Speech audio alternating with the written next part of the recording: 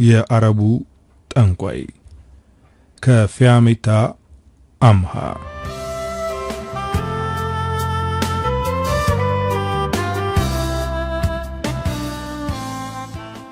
ብዙ ሰዎች ወንድና ሴት የልብ ጓደኛ ብቻ መሆን ይችላሉ አይችሉም በሚለው ሐሳብ ይከራከራሉ። ከልብ ጓደኛ ጋር መሆን ይቻላል የሚሉት በጓደኛቸው ፍቅር ያልተፈተኑ ናቸው። አይ በጭራሽ ወንድና ሴት የልብ ጓደኛ መሆን አይችሉም፣ መጨረሻው አንደኛቸው ፍቅር ይያዙና በልብ ስብራት ይጠናቀቃል ይላሉ። ብዙ ሰዎች የየራሳቸውን ሐሳብ ይሰነዝራሉ። እኔ የምስማማው ወንድና ሴት ንጹህ የልብ ጓደኛ መሆን አይችሉም በሚለው ነው። ምክንያቱም ከመወደው የልብ ጓደኛዬ ድብን ያለ ፍቅር ይዞኛል። ለረጅም ዓመት የልብ ጓደኛ ሆነን ኑረናል። ቅድስት እባላለሁ። የልብ ጓደኛዬ ደግሞ ኤልያስ ይባላል። ለሁለታችንም የልብ ጓደኛ የሆነች ሀያት የምትባል ጓደኛ አለችን። ሀያት አሁን እኔ ያለሁበትን ሁኔታ በደንብ ታውቃለች። እናም ቅድስትዬ ተይ ኤላን እስከነጭራሹ እንዳታጩ፣ እሱ ላንቺ ከጓደኝነት የዘለለ ምንም አይነት ነገር የለውም ትለኛለች። እኔ ግን እሱን ማፍቀር ለማቆም በሞከርኩ ቁጥር ፍቅሬ እየባሰብኝ ነው። ከኤልያስ ጋር አብረን አድገን አብረን ተምረናል። ምንም የምንደባበቀው ነገር አልነበረም። አሁን ግን እሱን ማፍቀሬን ደብቄዋለሁ። ስለሚያወራቸው ሴቶች ይነግረኛል። ስላዋሉና ከነሱ ጋር ያሳለፈውን ነገር በዝርዝር ይነግረኛል። ውስጤ የቆሰለ አዳምጠዋለሁ። ምን አለበት አይኔን አይቶ ቢረዳኝ። ምን አይነት ጨካኝ ነው! እንዴት ስለ ሴቶቹ ያወራ ልቤን ይሰብረዋል እያልኩኝ ብቻዬን ራሴ ላይ ሁከት ፈጥራለሁ። ከራሴ ጋር መሆን ከረሳው ቆይቻለሁ። መንገዴን ሳላይ እራመዳለሁ። ሲያደናቅፈኝ እዋንናለሁ። ቤተሰቦቼንም በሁኔታዬ ያስጨነቅኳቸው ነው። ቢጨንቃቸው ሀያትን ጠርተው የምታውቂው ነገር ካለ ንገሪን፣ ይቺ ልጅ ከቅርብ ጊዜ ወዲህ የሆነችው ነገር አለ አልባት። እሷም ምንም ችግር እንደሌለ ነገረቻቸው። ሁኔታዬ ግን አሳስቧት ነበር። በቃ እንደምታፈቅሪው ንገሪውና ይለይለት። እንደዚህ ቤተሰብን እስከ ማስጨነቅ ከደረሽ የእውነትም በኤልያስ ተለክፈሻል አለችኝ። እኔ ደጋግሜ ነግሬያት ነበር። እሷ ግን ልታምነኝ አልቻለችም። አሁን ቤተሰቦቼ ጠርተው ይቺ ልጅ ምኑና ነው ሲሏት ነው የኔን ሁኔታ በደንብ መከታተል የጀመረችው። አንቺ አላምን ስላልሽ ነው እንጂ እኔማ በሱ ፍቅር ጨርቅ ልጥል ደርሻለሁ እኮ አልኳት። ኤልያስ ከብዙ ሴቶች ስርስር ማለቱን ታውቂያለሽ። በዛ ላይ አንቺን ከጓደኛ በላይ እንደ እህቱ ስለሚያይሽ ነው ሁሉንም ነገር የሚነግርሽ። አንቺ ግን እንዴት ከሱ ፍቅር ይዘሻል ስትል ጠየቀችኝ። እኔ ወድጄ በሱ ፍቅር የተለከፍኩ ይመስል ለምን ፍቅር ያዘሽ ብላ ትወቅሰኛለች። ከሀያት ጋር በዚህ ጉዳይ ላይ ያወራን እያለ ኤልያስ ወዳለንበት መጣ። ሳየው የልብ ምቴ ፍጥነቱን ይጨምራል። አሁንም ቁና እየተነፈስኩ ነው። ምን ነው ቶሎ ቶሎ እየተነፈስሽ ነው?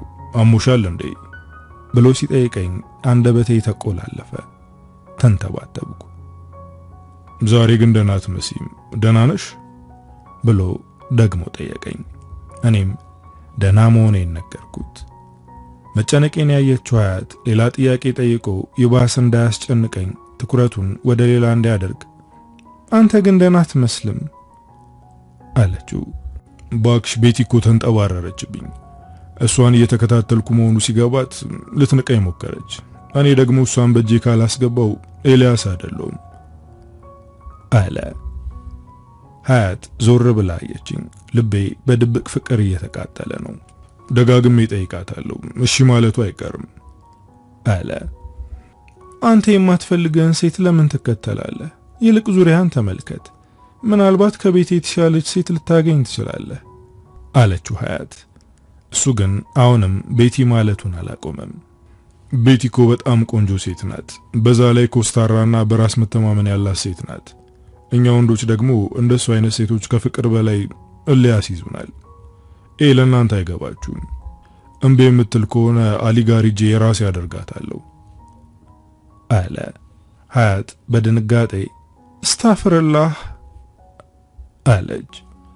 አሊ ማለት ከተማችን ላይ የታወቀ ጠንቋይ ነው። የከተማው ሰው ችግር ሲገጥመው ወደሱ ነው የሚሄደው።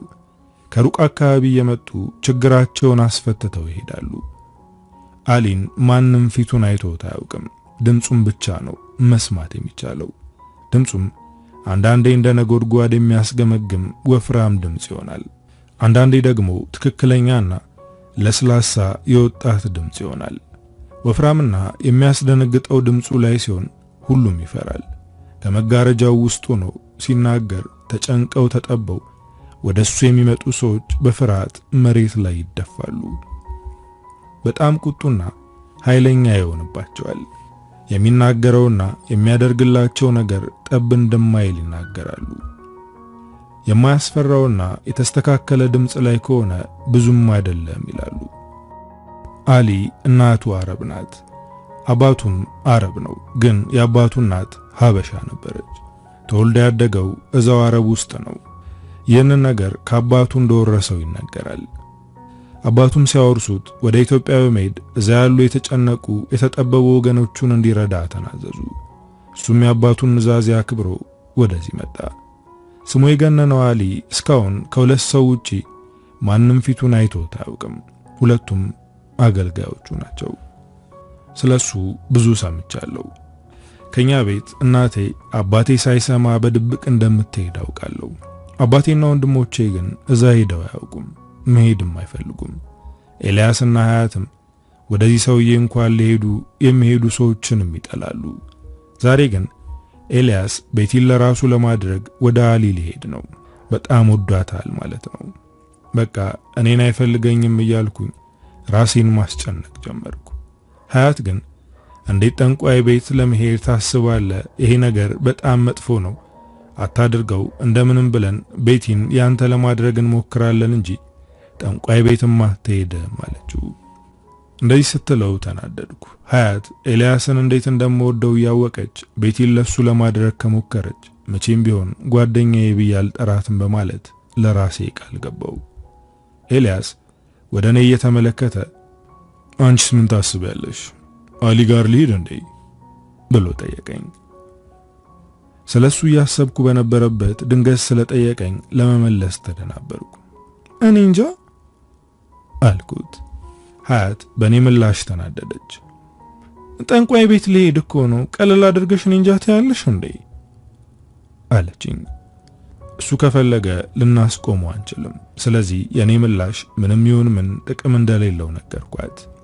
ኤልያስ ቤቲን እኔ ለማድረግ ጠንቋይ ቤት ልሄድ ነው ካለ ጊዜ ጀምሮ የማሰላሰለው ስለ ጠንቋይ ቤት ነው። እኔም ሂጄ ልሞክረው እንዴ ብዬ አሰብኩኝ። ቤተሰቦቼ ከዚህ በፊት ሲያወሩ የሰማሁት ነገር ነበር።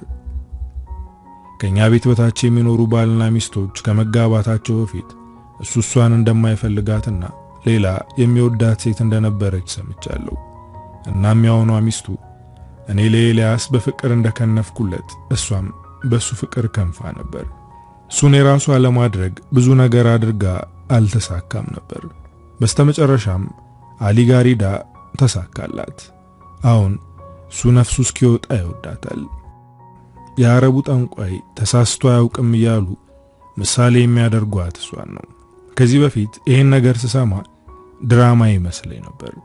እንኳን ለመሞከር ላስብ ይቅርና ስለ አሊ ሲወራ ይደብረኝ ነበር። አሁን ግን ኤልያስን ላለማጣት ስለሄድ ነው። ጠንቋይ ቤት ሄጄ የአረብ መተት አስደርጌ ኤልያስን የራሴ ላደርገው ነው። ይሄን ነገር ቤተሰቦቼ ሳይሰሙ ለማድረግ ራሴን አሳምኜ ይጨርሻለሁ። ግን አብሮኝ የሚሄድና የሚያደፋፍረኝ ሰው ፈልጋለሁ። ያሉኝ ጓደኞች ሀያትና ራሱ ኤልያስ ብቻ ናቸው። ስለዚህ ሀያት አብራኝ እንድትሄድ ማሳመን አለብኝ። አሊ ጋር አብረሽኝ ሂጂ ስላት ደነገጠች። በኤልያስ ስገረም ጭራሽ አንቺም ተጨመርሽ? እኔ አልሄድም፣ አብራችሁ ሂዱ አለች። እንደዛ ማድረግ እንደማልችል አስረዳዋት። እሱን የራሴ ለማድረግ እንኳን ጠንቋይ ጋር ሰይጣን ጋርም ቢሆን ሄዳለሁ አልኳት። አሊ ማለት ያው ሰይጣን ማለት እኮ ነው። ግን እዛ ከምትሄጂ በእምነቴ አንቺን በእምነትሽ ብንጸልይ እዛ መሄድ አይጠበቅብሽም አለችኝ። ለብዙ ጊዜ እንደጸለይኩ ታውቂያለሽ። አሁን ምንም ብትይኝ አልመለስም። ግዴታ አብረሽኝ ትሄጃለሽ አልኳት።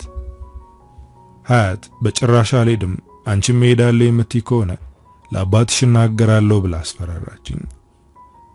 እንደዛ የምታደርጊ ከሆነ ከዚህ በኋላ ጓደኛዬ ብዬ አልጠራሽም አልኳት።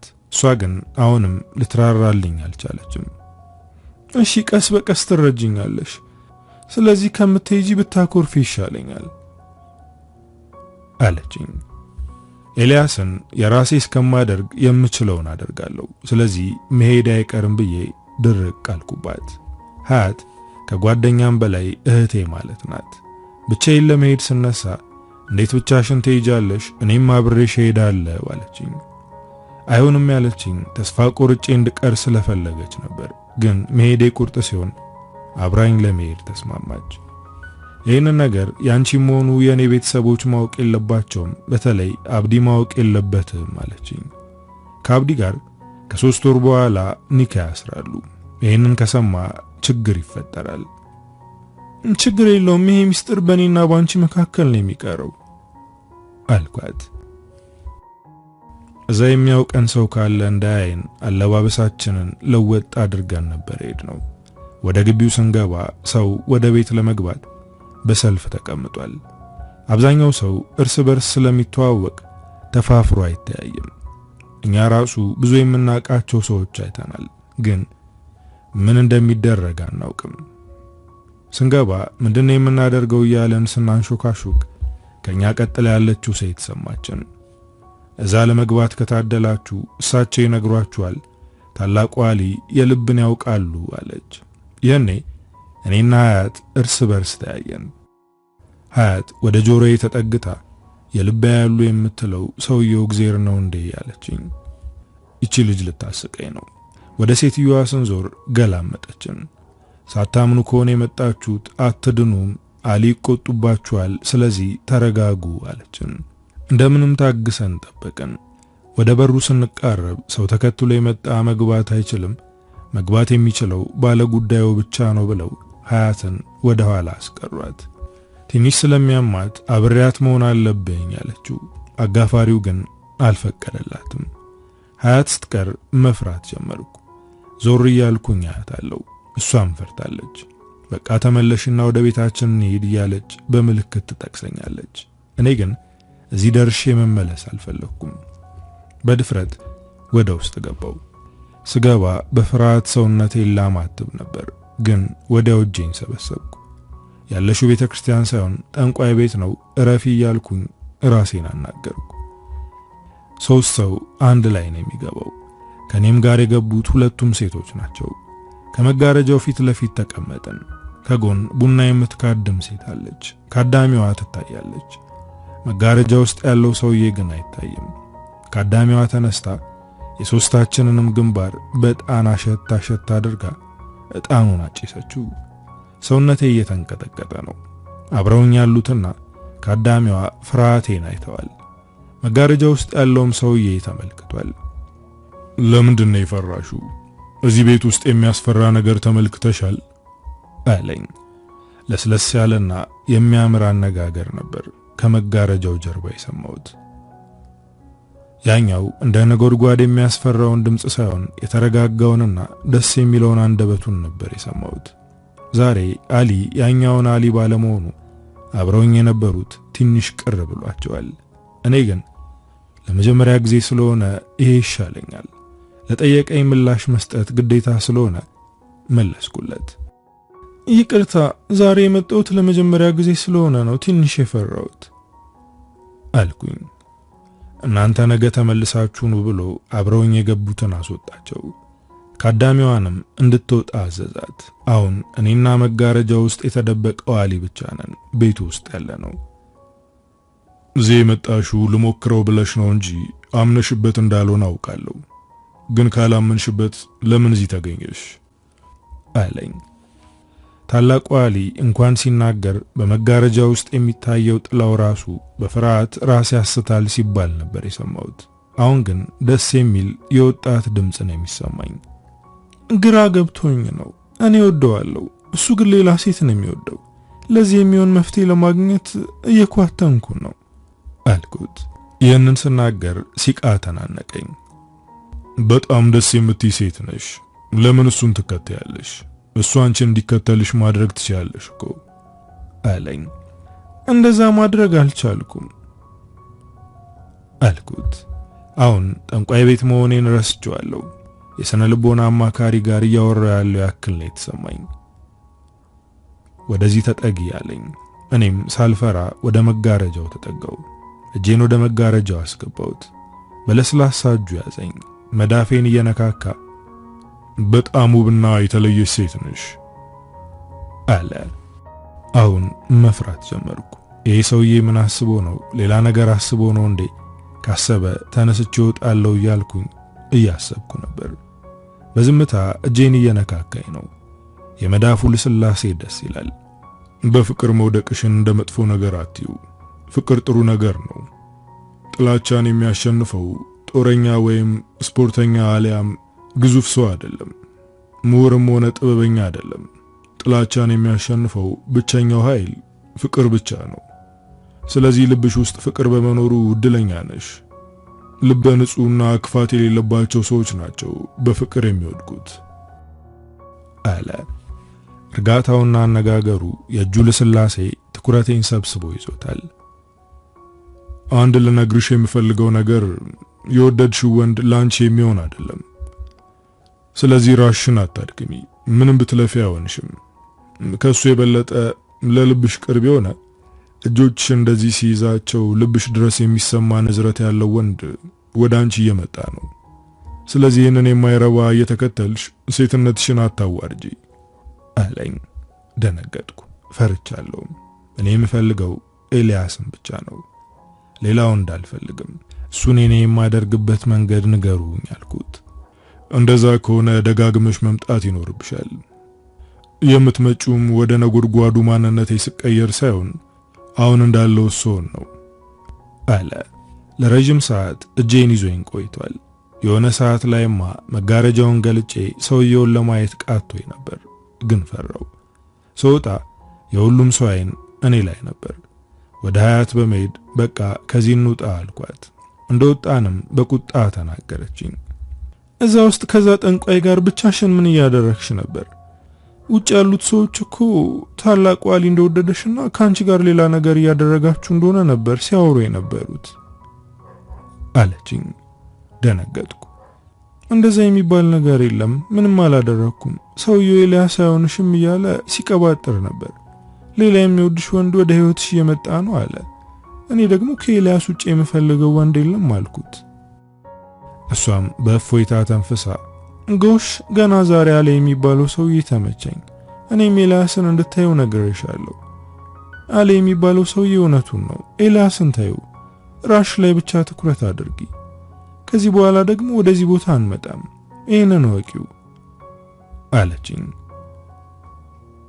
እንመጣለን፣ ኤልያስን በእጅ እስከማስገባ ድረስ እመላለሳለሁ አልኳት። ሀያት እንደ እብድ እያየችኝ ነው። ከአሊ ቤት ስንመለስ ኤልያስን አገኘ ነው። ከየት የመጣችሁ ነው ብሎ ጠየቀ። እኛም ቤተሰብ ልኮን እንደሆነ ነገር ነው። ሀያት የቤቲ ነገር እንዴት ሆነ ብላ ጠየቀችው። ቤቲ እንደዛ እንዳልኮራች አሁን ከኔዋ ላይ የተከተለች መተንፈሻ ሳጣችኝ አለ። እናንተ ምን አልካት ብዬ ጠየቅኩት። ለተወሰነ ሰከንድ በዝምታ ተመለከተኝ። እስካሁን ምንም አላልኳትም፣ ምን ልበላት ብሎ እኔን ጠየቀኝ። እኔ በምን አውቃለሁ? እኔ ከምነግር በላይ ልቤ የሚነግር ትክክል ነው አልኩት። እሺ ብሎ ዝም አለ። የዛን ጊዜ ምሽት እንቅልፍም ቢያለኝ እየቃዠው ነበር ያደርኩት። ጠንቋይ ቤት መሄድ እንደዚህ ሰላም እንደሚነሳ አላውቅም ነበር። ከራሴም አልፌ ቤተሰቦቼን ስረብሽ አደርኩ። ግን ወደ አሊ መሄዴን አልተውኩም። ድጋሚ ሄድኩኝ። የዛ ቀን ብቻዬን ሄድኩት። ከውስጥ የሚወጡትን ዛሬ ጎርናናው ነው ወይስ ለስላሳው አሊ ነው ብዬ ሰዎቹን ጠየኳቸው። የጠየኳቸው ሴትዮ በቁጣ ተመለከቱኝ። አብራቸው የነበረችው ወጣት ሳቋ ሊያመልጣት ነበር። በመጀመሪያ ለታላቁ አሊ ክብር ይኑርሽ፣ እሳቸው እያልሽ አውሪ። ሁለተኛ ለምን ትጠይቂያለሽ? የሆነ ነገር ሲታያቸው ነው የሚቀየሩት። ግቢና እድልሽን ሞክሪ አሉኝ። እሺ ብዬ ልሄድ ስል ልጃቸው ወደ እኔ ጠጋ ብላ ዛሬ አስፈሪው አለ አይደለም ድምፁ ደስ የሚለው ነው ብላኝ ሄደች። ለተወሰነ ቀን ተመላልሼ ነበር፣ ግን እንደዚህ ስጠይቅ ወደ ነጎድጓድነት እንደተቀየረ ነገሩኝ። ዛሬ ግን የኔ ቀን ነው። ተራዬ ሲደርስ ወደ ውስጥ ገባው። የኔ እንደባለፈው ሁሉም እንዲወጡ አደረጋቸው። ሌላ ሰው ሲገባ እንደዚህ አያደርግም። እኔ ስገባ ግን ሁሉንም ያስወጣቸዋል። ለምንድን ነው? ይህንን ጥያቄ ራሴን ጠይቄ መልስ አጣሁለት። ተጠግቼ እንድቀመጥ ነገረኝ። ተጠግቼ ተቀመጥኩ። ሰሞኑን አልመጣሽም ነበር አለኝ። እኔም መጥቼ እንደነበርና ሰዎችን ስጠይቅ እንደተቀየሩ ነገሩኝ። እርሶ ደግሞ በዛ ሰዓት እንዳልመጣ ነግረውኛል አልኩኝ። ተሳስቼ አንተ ብዬ እንዳልጠራው እየተጠነቀቅኩ ነበር። እጅሽን ስጪኝ አለኝ። እኔም እጄን ወደ መጋረጃው አዘለኩት። አሁንም በለስላሳ እጆቹ ይነካካኝ ጀመር። ሰሞኑን ምን አዲስ ነገር አለ? የምትከታየው ወንድ አይኖችሽን ማየት አልጀመረም ብሎ ጠየቀኝ። እኔም ትንሽ አሰብ አደረግኩ። አዎ ሰሞኑን አይኖቼን አተኩሮ ማየት አብዝቷል። ግን ይሄ ምን ማለት ነው ብዬ ጠየቅኩት። እሱ እንዲወድሽና አንቺ እንዲከተልሽ ማድረግ እንችላለን። ግን ደግሞ ላንቺ የማይሆነው እንደነው ለተወሰነ ቀን ከራሽ ጋር ተማከሪ። እሱ ካንቺ ጋር ቢሆንም እድሜ ልክሽን ደስታ ርቆሽ ትኖሪያለሽ። ከቤተሰቦችና ከጓደኞች ትርቂያለሽ። እሱን ትተሽ የሚመጣውን የምትቀበይ ከሆነ ደግሞ አንቺም ቤተሰቦችም ሁልጊዜ ደስተኛ ሆናችሁ ትኖራላችሁ። ስለዚህ በደንብ ልታስቢበት ይገባል አለኝ። እኔ ምንም ይሁን ምን በዚህ ሰዓት ኤልያስ የኔ እንዲሆን ብቻ ነው የምፈልገው አልኩኝ። እሺ ግን ደግመሽ ተመልሰሽ መምጣት ይኖርብሻል አለኝ። እኔ ከዚህ በላይ መጠበቅ አልፈልግም። ቶሎ እንዲሆንልኝ ነው የምፈልገው። በፍጥነት የሚሆን ነገር የለም። እዚህ መመላለስ ይጠበቅብሻል።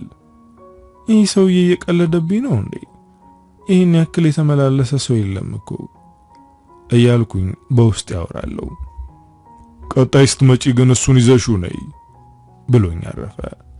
ባላቸው ላይ ወይም ሚስታቸው ላይ የሚያሰሩ ሰዎች በድብቅ ነው የሚያደርጉት። እኔን ግን እሱን ይዤው እንድመጣ እየነገረኝ ነው። እንደዛ ማድረግ ይከብደኛል አልኩት። እንደዛ ከሆነ እኛ እዛው ባለንበት እናደርገዋለን። አሁን መሄድ ትችያለሽ አለ። እኔን እያመላለሰኝ ነው። ለሌሎች ሰዎች ግን ቶሎ ያሳካላቸዋል። ሰው አሁን በሌላ መንገድ ተረድቶታል። ወደ አሌ የምመጣው ለችግሬ ሳይሆን ለሌላ ነገር እንደሆነ እየተወራ ነው። ይሄ ነገር የቤተሰቦቼ ጆሮ ደረሰ። ልጃችሁ የጠንቋዩ የጭንገረዱን አለች ብለው አወሩ። ቤተሰቦቼ በጣም ተናደው ነበር። እኔ ግን ውሸት ነው ብዬ ተናገርኩ። የጠንቋይን ቤት ረግጬ አላውቅም። የእናንተ ልጁኜ እንዴት እንደዚህ አደርጋለሁ? እኔ ጠንቋይ ቤት ሂጄ አላውቅም አልኳቸው። የኔ ውሸት ሳያንስ ሀያትም እንድትዋሽ አደረኳት። ሲጠይቋት ኧረ በጭራሽ ሞክረነው አናውቅም አለች። እኔን አላመኑኝም ነበር። እሷ ስትነግራቸው ግን አመኗት። ከዛ ቀን በኋላ ወደ አሊ ለመሄድ አልቻልኩም። ሰዎች ቢያዩን ወይም ቤተሰቦቼ ቢያዩ ከባድ ነው። ወደ ጠንቋይ አሊ መሄዴን አቆምኩኝ። ግን ኤልያስ ወደ እኔ መቅረብ ጀምሯል። መቅረብ ማለት ከወትሮ በተለየ መንገድ ማለቴ ነው።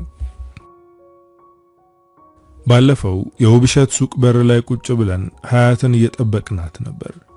የውብሸት በር ለሁሉም ግልብ የሆነ ቦታ ነው። የሚያልፈው የሚያገድመው ሁሉ እዛ ያለን ሰው ያያል። ከሱቁ ፊት ለፊት ደግሞ የሰፈሩ አዛውንቶች ጊዜያቸውን የሚያሳልፉባት ትንሽዬ ግሮሰሪ አለች።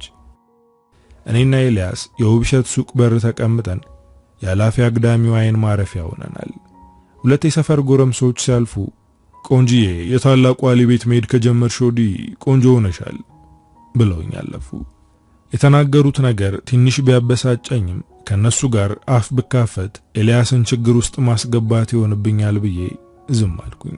እሱ ግን የተናገሩት ነገር ስለጎረበጠው ይህን ነገር ሰምቻለሁ፣ ግን ሰው ያለምንም ምክንያት ከመሬት ተነስቶ ያወራም። ቆይ የአሊ ቤት ሄደሽ ነበር እንዴ ብሎ ጠየቀኝ። እስካሁን አልሄድኩም፣ ምናልባት አንተ ለቤት መሄድ ስለማይቀር አካሄድሃለሁ በማለት ለመቀለድ ሞከርኩ። ወደ እኔ ጠጋ ብሎ አይኔን አተኩሮ እያየ ቆይ በቤት ትቀኛለሽ እንዴ አለ። በጣም ተናደድኩ። በእርግጥ የሷን ስም ሲያነሳ በቅናት አብዳለሁ፣ ግን ቅናቴን አምኜ መቀበል አልፈልግም። ለምን ቀናለሁ? እሷ ማናትና አልኩት። እንደዚህ መናደዴ እውነታውን ያረጋገጠለት ይመስለኛል። የኔን መናደድ አይቶ ፈገግ አለ። ስትናደጂም ሆነ ስትስቂ ደስ ትያለሽ አለኝ። እንደዚህ አይነት ነገር የተናገረው ለመጀመሪያ ጊዜ ነው። ከዚህ በፊት ከመተራረብ ውጪ አንዳችንን አድንቀን አናውቅም። በዚህ ሰዓት ግን ደስ እንደምል ነገረኝ። ወደ ልቤና ወደ ነፍሴ እየቀረበ ያክል ተሰማኝ። ከዛ ቀን ጀምሮ የኤልያስ ሁኔታ ተለይቶብኛል። የውብሸት በር ላይ ስንቀመጥ ወንዶች አይናቸውን እኔ ላይ ጣል ሲያደርጉ ፊቱ ይቀየራል። ደስ እንዳላለው እረዳለሁ። ይሄ ነገር ወደ ፍቅር እንደሚወስደን አስባለሁ።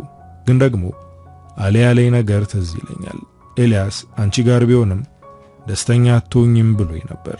ግን እሱ ያለኝን ላለማሰብ እየታገልኩ ነው።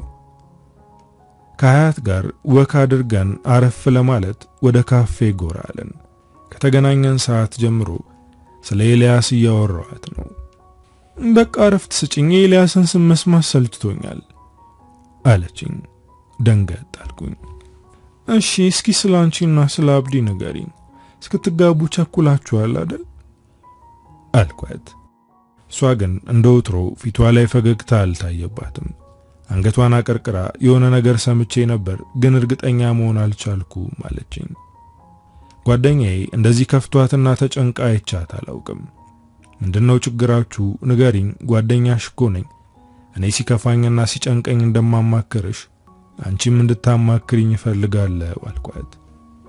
አብዲ አረብ ሀገር የምትኖር ሴት አለችው፣ እሷ ጋር ኒካ እንዳሰረ ሰማው አለችኝ። ከሷ ጋር እንዳሰረ ያወቁ ሲጠየቅ ለሱ መስጠታቸው አናደደኝ። በእርግጥ እስከ 7 ይፈቀድለታል። ግን ደግሞ ጓደኛዬ ልቡ እሷን ብቻ የሚወድ እሷን ብቻ ሚስት የሚላት ወንድ እንደምትፈልግ ጠንቅቄ ያውቃለሁ። እና ምንድነው የምናደርገው? አሊ ጋር እንሂድ እንዴ ብዬ ጠየኳት። አንቺ በቃ እዛ ሰውዬ ጋር ሄደሽ ከመጣሽ በኋላ መፍትሄ የምትፈልጊው በሱ በኩል ነው ቀረ? ምን አይነት ጉድ ነሽ አለችኝ። እንደዚህ ያወራን እያለ አንድ ሸበላ ወደኛ መጣ። ይሄ ሸበላ ወንድ ሀበሻ አይደለም፣ ቱሪስት ይመስለኛል። ወይም ደግሞ አሊን ለማግኘት የመጣ ይሆናል። ምክንያቱም ከአሊ መፍትሄ ለማግኘት ከአረብ ድረስ ይመጣሉ። ወደ ሀያት እያየው የፊልም ውጤት የሆነው እንግሊዘኛችን የሚፈተንበት ሰዓት ደረሰ አልኳት። ሰውየው ወደኛ መጥቶ በአማርኛ መናገር ጀመረ። ፊት ለፊት ነበር የተቀመጥኩት። ይህንን የመሰለው ውበት ሳላደንቅ ማለፍ ንፉግነት ነው ብዬ አሰብኩ አለ። እናመሰግናለን፣ አማርኛ መናገር አስደንግጦናል። ቅኔ መዝረፍ እኮ ነው የቀረህ አለችው ሀያት። እሱም ፈገግ ብሎ ቅኔውም አያቅተኝም አለ። መቀመጥ እንደሚችል ጠየቀን። እኛም ፈቀድንለት። ደስ የሚል ወንድ ነው። ለመጀመሪያ ጊዜ እኔና ሀያትን ያስማማው ውበት ነው። አሚር እባላለሁ፣ የሳውዲ ተወላጅ ነኝ። ግን እዚህ ለዓመታት ኖሬያለሁ። የአበሾቹን ውበት በየጊዜው እንደ አዲስ አደንቃለሁ። በእናንተ እንደተገረምኩ ነው። ፈጣሪ ተጠቡ የሰራችሁ ፍጥሮች ናችሁ አለ። አሚር ሁለታችንም ጋር ያወራ እንጂ ትኩረቱ እኔ ላይ ነው። አተኩሮ ሳይኝ አፈርኩ። ገና ዛሬ ነው ያየሁት። እሱ ግን ለዓመታት እንደሚያውቀኝ ሰው የሆነ ነው። በመሃል ስልክ ተደውሎለት ማውራት ጀመረ። የኔ ሀያት ወደ እኔ ጠጋ ብላ ይሄ ሰው ወዶሻል፣ አሊ ይመጣል ያለው ሉል ይሄ ነው መሰል አለችኝ። እኔ ላይ መቀለድሽን ካላቆምሽ እንጣላለን አልኳት። ስልኩን አናግሮ ሲጨርስ እናንተ እኮ ስማችሁን አልነገራችሁኝም አለ። ሀያት ፈጠን ብላ ነገረችው። እኔ ሀያት እባላለሁ፣ ቆንጂዋ ጓደኛዬ ደግሞ ቅድስት ትባላለች በማለት ራሷንም እኔንም ወክላ አስተዋወቀችው። ቅድስት ደስ የሚል ስም ነው አለ። ቅድስት የሚባሉ ብዙ ሴቶች አሉ፣ የተለየ ስም አልያዝኩም አልኩት። ይህንን ስናገር ትንሽ ቆጣ ብዬ ነበር። ይቅርታ ማለት አልነበረብኝም እንዴ አለ። አሚር እኔን የሚያይበት መንገድና የሚያናግርበት ሁኔታ አስፈራኝ። ድንገት ሳላስበው ውስጤ መረበሽ ጀመረ። ከዚህ በላይ እዚህ ከቆየው የምሞት እየመሰለኝ ነው። ድንገት ከተቀመጥኩበት ተነሳው። አንቺ መቆየት ትችያለሽ፣ እኔ ግን ልሄድ ነው አልኳት። ሀያትም ደነገጠች። ምን ተፈጠረ? አመመሽ እንዴ አለችኝ። እሱም ደንግጧል። ወደ ቤቴ መሄድ እንደምፈልግ ነገርኳት። ይሄኔ እኔ መኪና ይዤ ያለው ላደርሳችሁ አለ። ከቤት የመጣ ነው ወክ ለማድረግ እንጂ ለጉዳይ አይደለም። የሚያጣድፈን ነገር ስለሌለ ወክ እያደረግን መሄድ እንችላለን አልኩት። ከካፌው ሲወጣ ሀያትም ተከተለችኝ። እሱ ግን እዛው ቀረ። ሀያት ግራ ተጋብታለች። ድንገት ለወጥ ማለቴ አዲስ ነገር ነው። የተፈጠረ ነገር አለ? ምን ትዝ ብሎሽ ነው ተጣድፈሽ የተነሳሽው አለችኝ። አላውቅም፣ ግን ድንገተኛ ማዕበል የሚመስል ስሜት ውስጤን አናወጠው። ይህን ሰው አልወደድኩትም። ከዚህ በኋላ ላየው አልፈልግም አልኳት። ምን አደረገ? የተለየ ነገር አልተናገረም እኮ አለችኝ። በዚህ ሰዓት ኤልያስን ማግኘት ነው የሚፈልገው። እሱን ካገኘው እንደምረጋጋው ቃለው። እባክሽ ለኤልያስ ደውይለት፣ እሱን ማግኘት ፈልጋለሁ ብዬ እንድትደውልለት አደረግኩ። ቅድስት ትፈልጋለች ስትለው ብዙም ሳይቆይ በፍጥነት መጣ። እንዳየሁት ሩጫ አንገቱ ላይ ተጠመጠምኩ። እንዳቀፍኩት አለቀስኩ። ምን ሆድ እንዳስባሰኝ አላውቅም። ያለቀስኩበትን ምክንያት ፈልጌ ያጣሁት። ኤልያስና ሀያት ደንግጠዋል። ምኑና ነው እያለ ሀያትን ያስጨንቃታል። እሷም ግራ ተጋባች። ያ ሰውዬ ምን አስነክቷት ነው እያለች እንደምታስብ እርግጠኛ ነኝ። ደግሞም እውነቷን ነው። እኔም አስቤዋለሁ። የሆነ ነገር ሳያስነካኝ አይቀርም። ውስጤ እየተረበሸ ነው። የኤልያስ እቅፍ እንኳን ሊያረጋጋኝ አልቻለም። የምትነግሪኝ የተለየ ነገር አለ በማለት ኤልያስ በር ከፍቶልኝ ነበር። በዚህ ሰዓት ካንተ ፍቅር ይዞኛል ማለት እችል ነበር፣ ግን አልቻልኩም። በዚህ ሰዓት ፍቅሬን የምገልጽበት ሁኔታ ላይ አይደለሁም። ያ የተረገመ ሰውዬ ምን እንዳስነካኝ ማወቅ ነው የምፈልገው። ሀያት እጄን በመያዝ በውስጥሽ ይዘሽ የምትሰቃይበትን ነገር አሁን መናገር ትችያለሽ አለችኝ። ይህንን የተናገረችው ከኤልያስ ፊት ነው። እሱም ይህንን ሲሰማ ምንድነው የሚያስጨንቅሽ ንገሪኝ፣ ምናልባት በእኔ አቅም የሚፈታ ይሆናል አለ። ግን ፈራው። ምንም የለም አሁን ተረጋግቻለሁ ብዬ ወደ ቤት ለመሄድ ተነሳው። ከዛ ቀን ጀምሮ ጥሩ ሁኔታ ላይ አይደለሁም። በህልሜም ሆነ በእውኔ የዛረብ ወንድ ፊት አይኔ ላይ ውልብ ይልብኛል። ፈገግታው፣ አስተያየቱና አወራሩ አሁንም አይኔ ላይ ነው። ድንገት መንገድ ላይ እንዳላገኘው እያልኩኝ አስባለሁ። ግን ባየውም ደስ ይለኛል። የተደበላለቀ ስሜት እየተሰማኝ ነው። መቼም ይህ ስሜት ፍቅር ሊሆን አይችልም። ያየሁት ለመጀመሪያ ጊዜ ነው። በዛ ላይ ኤልያስን አፈቅረዋለሁ። ባንዴ ከሁለት ሰው ፍቅር ሊይዘኝ አይችልም። ይሄ ከሆነ አብጅ ያለው ማለት ነው እያልኩኝ አስባለሁ። እንደዚህ በሐሳብ እየዋለልኩ ያለ ኤልያስ ደወለልኝ። አሁን በአስቸኳይ ሊያገኘኝ እንደሚፈልግ ሲነግረኝ ወደሱ ሄድኩኝ። ሲሄድ ያልጠበቅኩት ነገር ነበር የገጠመኝ። ሀያት ለኤልያስ ሁሉንም ነገር ነግረዋለች። እንደማፈቅረውና እሱ ወደ እኔ እንዲመጣ ጠንቋይ ቤት መሄዴን ሳይቀር ነግረዋለች። ለምን አልነገርሽኝም? ሲጀምር ስለ ቤቲም ሆነ ስለ ሌሎች ሴቶች የምነግርሽ አውቄ ነበር። በቅናት ተገፋፍተሽ አፈቅርሃለሁ እንድትይኝ ነበር የምነግርሽ፣ አንቺ ግን አልነገርሽኝም አለ። አንተስ ለምን ዝም አልክ? እየወደድከኝ ለምን ቀድመህ ከኔ ለመስማት ጠበቅ? ለምን አፈቅርሻለሁ አላልከኝም አልኩት። ምናልባት ሳትወደኝም ይሆናል። እንደ ልብ ጓደኛዋ ስለምታየኝ አፈቅርሻለሁ ብላ ትሸሸኛለች ብዬ ፈራው አለ። ምክንያት ያቀረበልኝ ይሄንን ነበር። አሁን አፈቅርሻለሁ አለኝ። በጣም ስጠብቀው የነበረ ነገር ነበር። ከኤልያስ አንደበት አፈቅርሻለሁ የሚለውን ቃል ለመስማት ጠንቋይ ቤት ድረስ ሄጃለሁ። ዛሬ ስሰማው ግን ምንም አልመሰለኝም። እሺ እኔም አፈቅርሃለሁ አልኩት። ኤልያስና እኔ ፍቅረኛሞች ብንሆንም አገኘዋለሁ ብዬ የጓጓውለትን ደስታ ማግኘት አልቻልኩም። አሁንም ስለ አሚር እያሰብኩ ነው። ለረጅም ጊዜ በድብቅ ያፈቀርሽውን ሰው የራስሽ ማድረግ ችለሻል፣ ግን አሁንም ደስተኛ አይደለሽም። ለምንድን ነው በማለት ሀያት ጠየቀችኝ። አገኘዋለሁ ብዬ የተመኘሁትን ደስታ ማግኘት እንዳልቻልኩና አሁንም የጎደለ ነገር እንዳለ እየተሰማኝ እንደሆነ ነገርኳት። እሷ ራሱ ግራ ተጋባች። የራሷን ችግር ወደ ጎን አድርጋ በኔ ተጠመደች። ምናልባት ኤልያስን አታፈቅሪውም ይሆናል አለችኝ።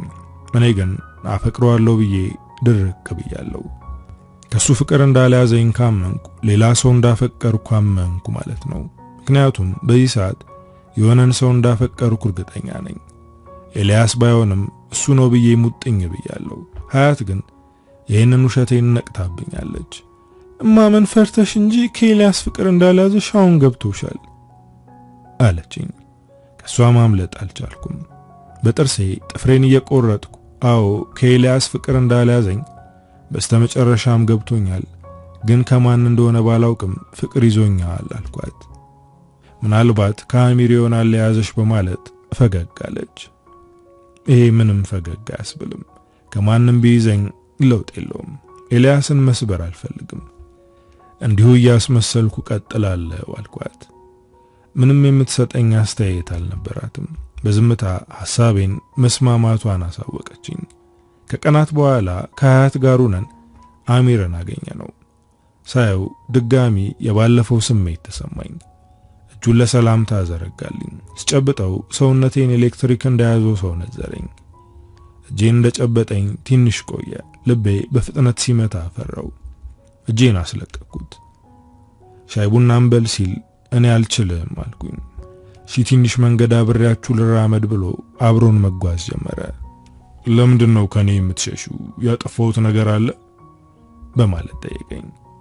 እንኳን ጥያቄ ጠይቆኝ እንዲሁም ተናደጅ እያለኝ ነው። አንተ ማን ስለሆንክ እሸሻለሁ? ከዚህ በፊት እንተዋወቃለን ብዬ በንዴት ተናገርኩት። ሀያት እጄን በመያዝ አረ ተረጋጊ፣ እሱ በክፋት አስቦ አይደለም የጠየቀሽ አለችኝ። ለረጅም ጊዜ እንደሚያውቀኝ እያስመሰለ እኮ ነው። ከዚህ በኋላ እንድታናግረኝ አልፈልግም። እኔን መከተልህን አቁም። በጣም የምወደውና የማፈቅረው ወንድ አለ አልኩት። እሱ ያላሰበውን ሁሉ ተናገርኩ። በዚህ ንግግሬ ሀያት አፈረች፣ አንገቷን አቀረቀረች። በጣም ይቅርታ ብሎ ተመለሰ። ሀያትም ተናደደችብኝ። ይሄ ሰውዬ አንቺ እንዳሰብሽው አስቦ ባይሆንስ? ቆይ ይሄንን ያክል መናገር ለምን አስፈለገ? የማላውቃት ሴትዮንሽ ነው። ከዚህ በኋላ ራስሽን ስታረጋጊ ነው የማገኝሽ፣ ካልሆነ ግን እኔን ማግኘት እንዳታስቢ ብላ ተቆጥታኝ በዚህ ሰዓት እሱን ወግና ስትናገር ማየቴ ይበልጥ አበሳጨኝ። ከኔ በተለየ ታውቂዋለሽ እንዴ? እሱን መናገር ያናደደሽ ከሱ ጋር ድብቅ ነገር ቢኖርሽ ነው አልኳት። እንደዚህ እንደማይሆን አውቃለሁ፣ ግን ይሄንን የተናገርኳት ንዴቴን ለማብረድ ነበር። ግን እሷን አስቀይሟታል። በቆምኩበት ጥላኝ ሄደች። ይሄ ድንገተኛ ንዴት ከመወዳት ጓደኛ ያጣላኝ። ወደ ኤልያስ ሄድኩኝ። ከሀያት ጋር መጣላቴን ነገርኩት። ምክንያቱን እንደማልነግረው ስለሚያውቅ አልጠየቀኝም። እውነት ለመናገር ከቀን ወደ ቀን እየተቀየርሽ ነው ብሎ ንዴቴን ያበርድልኛል ያልኩት ሰው ይባስ አናደደኝ። አንተም አትረዳኝም? እንዲሁም እንለያይ ብዬ አረፍኩኝ። ኤልያስ ከት ብሎ ሳቀ። የጀመርነው ግንኙነት ቃቃ ጨዋታ ነው እንዴ? በትንሽ ነገር ቃቃው ፈረሰ ዳቦ ተቆረሰ የምንለው በማለት ጫን ብሎ ተናገረኝ። እኔ ግን ቺን አጋጣሚ ሰበብ አድርጌ ነፃ መውጣት ፈልጌያለሁ። በቃ ከዚህ በላይ ካንተ ጋር መሆን አልፈልግም አልኩት። ለማንኛውም ከመወሰንሽ በፊት የተወሰነ ቀን ሰጥቼሻለሁ አለ። ግራ የገባት ያዘነችና ምን እንደሰበራት በማታውቀው ነገር የተሰበረች ሴት ሆኛለሁ። ሁሉም ነገር ያናደደኛል። ከሁሉም ሰው ጋር እጣላለሁ። ጓደኛዬ አኩርፋ ከኔ ርቃለች። ወደ ኤልያስም መሄድ አልፈልግም። ቤተሰቦቼም ቢሆኑ አንቺ ልጅ ጸባይሽ እየተቀየረ ነው ከማለት የዘለለ ሊረዱኝ አልቻሉም። ድንገት መንገድ ላይ ለሶስተኛ ጊዜ አሚርን አገኘሁት። ንዴቴንና ብስጭቴን ዋጥ አድርጌ ሰላም አልኩት። ባለፈው በዛ መልኩ ጥያችሁ በመሄዴ ይቅርታ አድርጊልኝ፣ አንቺን ይባስ እንዳላበሳጭሽ ነበር ቶሎ የተመለስኩት አለ። ድንገት ወደ ህይወቴ የገባው ለምንድን ነው? ቆይ አንተ ማን ነህ? ለምንድን ነው እጅህ እንደ ኤሌክትሪክ የሚነዝረኝ አልኩት። በዝምታ እየተመለከተኝ ነው። በቃ ከዚህ በኋላ ሰላም አትበለኝ። እኔን ስታይኝ ቶሎ ጥፋ፣ በኔ ዙሪያ አታንዣብ አልኩት። ወደ ግንባሩ የመጣውን ለስላሳና ጥቁር ቀለም ያለው ጸጉሩን በጣቶቹ ወደ ኋላ እየመለሰ ምን እንደምትፈልጊና ምን ላይ እየተራመድሽ እንደሆነ አታውቂም። ግራ የገባሽ ሴት ነሽ። በሆነ ባልሆኖ ትበሳጫለሽ። ሰላም የለሽም። መጀመሪያ ሳይሽ እንደዚህ አይነት ሴት አልመሰልሽኝም ነበር። ተሳስቼ ነበር ማለት ነው።